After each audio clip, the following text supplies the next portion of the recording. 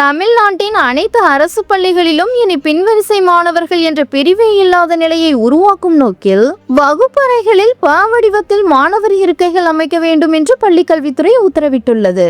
வகுப்பறையில் பின் அமர்ந்த மாணவர்களுக்கு பலகை தெளிவாக தெரியாததாலும் ஆசிரியரின் கவனத்துக்கு விலகி இருப்பதாலும் அவர்கள் குறைவான ஒழுக்கமும் குறைந்த மனோபக்குவத்தையும் காண்பதாக பல ஆய்வுகள் கூறுகின்றன.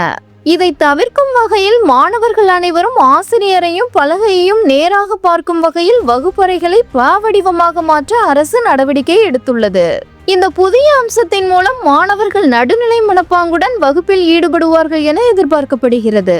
மாணவர் ஒழுக்கம் மற்றும் கல்வி தரத்தில் நல்ல முன்னேற்றம் ஏற்படும் என்றும் அனைவரும் சமமாக கல்வியில் பங்கு பெறும் சூழல் உருவாகும் என்றும் கல்வித்துறை அதிகாரிகள் தெரிவித்துள்ளனர்.